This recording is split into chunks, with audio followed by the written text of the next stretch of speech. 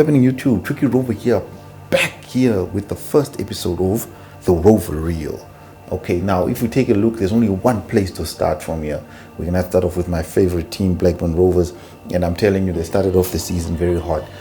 If we look at the first result against Bournemouth, although it was very even and we just edged it on the at the end of the day, but somehow Bournemouth came away with the win. We played very well in this game. Bradley Johnson and Adam Armstrong coming up with the goals, but then look at that, they just got us off guard. But I wasn't too disheartened by that result. We played very well. And in the Newcastle result, this one was a bit disappointing. I mean, if we look at it, we totally dominated this game. These guys had no answer in this entire game, but somehow Ryan Fraser came away with it. And this is a Premier League side, supposedly. I am putting up the air quotes, even though you can't see me. Just imagine me putting up air quotes. I don't know how long they're gonna last, but Newcastle got away with one here. As you can see from the stats, I mean, look at this. This is astonishing. I guess we couldn't finish, but we should really have done better in that game. So I wasn't too disheartened by that result either. Then we played the new boys, Wickham. Wickham came into the division expecting to try something, but as you can see, it didn't go very well for them. We totally played them off the park. They even got a red card, which didn't help matters. But Wickham is gonna have a very hard time in the league. Then we come to the cream of the crop.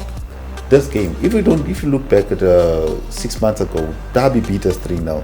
But it's a new season. Derby, I don't know what the strange decisions they're making, but it seems like it's not working for them. And we totally dominated them. There's nothing more to say. Tyrese Dolan on the score sheet. Bradley Johnson with 2 belters against his old club. Adam Armstrong back on the scoreboard again. I mean, this guy is really playing football at the moment. And as you can see, the stats are in our favor. I don't know what happened to the possession there, but the game was totally ours at the end of the day. These guys were probably passing there at the back. I mean, they don't even have a goal to show for whatever possession that they had.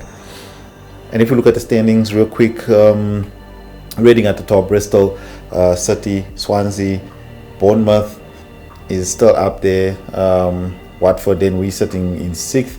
As you can see, the teams that we beat, Derby County, Wickham, and Sheffield at the bottom. But you see, the thing is now we mustn't take away from those results, but we definitely need to play better teams to get exactly where we're standing. Next game is against Cardiff. I don't think we should be able to roll them over as well. That's playing on Saturday. So yeah, with that in mind, Rovers seems very comfortable at the moment. I'm really happy with the football that they're playing. They're really showing that attacking threat. Adam Armstrong, Bradley Johnson, amazing. Tyrese Dolan, he's a real trickster. He's really doing his thing there. Barrington is also up there. I mean, our Derek Williams, he's really showing something for an attacking threat. I hope his defensive game becomes better. And yeah, Rovers is really going strong. Let's see how the season goes. In other gaming news, Microsoft have managed to acquire Bethesda. I'm reading this article here by Rachel Kessa, and it goes just as follows. It's the coup of the century. Microsoft just purchased ZeniMax and Bethesda for $7.5 billion, meaning it just added some of the biggest games and game makers ever to its stable. What does this mean for the millions of gamers bracing for the next generation of console releases? I mean, it's not a big deal at the moment. Microsoft is not. If Sony had acquired this license, we all know what would have happened. These games would have been exclusives. We would have never seen them again on Xbox.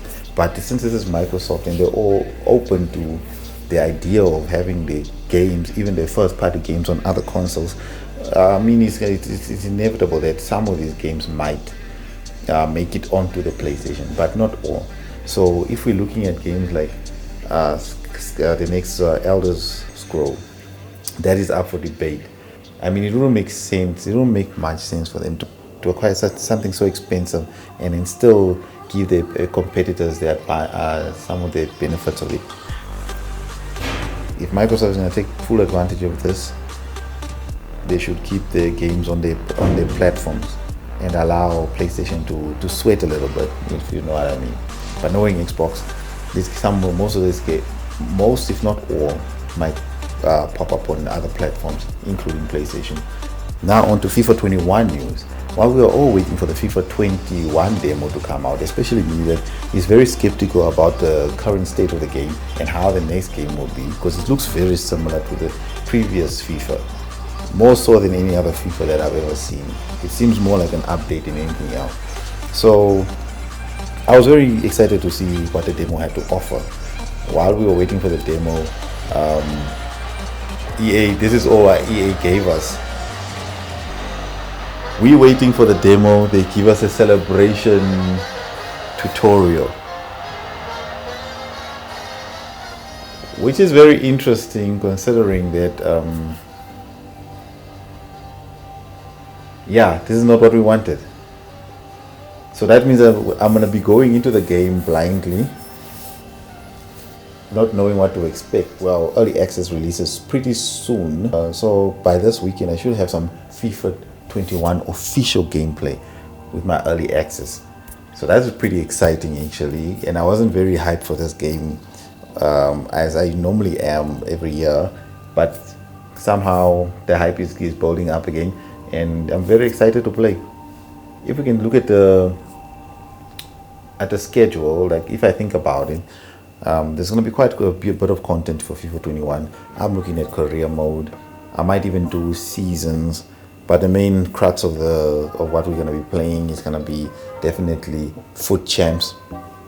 I'll show you exactly how everything works in Foot Champ, especially for people who watch my channel and don't know what the hell is going on in that game mode. We're going to make it happen. Okay, let's take a look at our team that I'm planning to build in what's the name of Ultimate Team. So we got Imbolo up front, Rebic and Rebic. You know my favorite formation is the 4-4-2, so we're gonna be rocking that. We got Bailey on the left side of the pitch, and we got Lazari on the other side of the pitch. If you already noticed, I'm building a Serie A Bundesliga hybrid. I just have to have Chan in the team, man.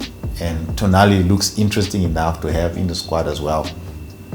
I mean, just give him a defensive boost there, then his pace is enough, and he should be rock solid as well. And obviously he links into Romagnoli there, and we got Bruno Perez on the right side of the pitch. Cosolini in goal. I always found him decent at the start of the game, so I'll be glad to have him back in the team. Hopefully he can get a few informs this year to get really up there. Klosterman has to be in everyone's team, because this guy looks like he's going to be a menace to pass. So okay, he has to get in there. Then we got Gunter on the left side of the pitch. Okay, very solid team. I think I can even use this in the first weekend league if we don't get anything decent in our packs. And then on the bench, some interesting players. Nkolu looking very good there, very decent. If I can build a whole Serie A squad, I'll definitely have him in there. We got Frank Kessie. I think he won't be that expensive at the beginning of the game, so maybe that's another option that we could get instead of Tonali, but I prefer Tonali. Akanji is another solid one. It's only 78 rated. They gave this guy a downgrade, a massive downgrade, but it's still looking like a very decent card. Actually, one I wouldn't mind to use. Diaby, I don't know if he'll be better than Bailey, because this guy felt clunky even with the upgrade in the previous game. So I hope that his card is evolved now. Okay, so that's my team. I think we'll end the reel right there.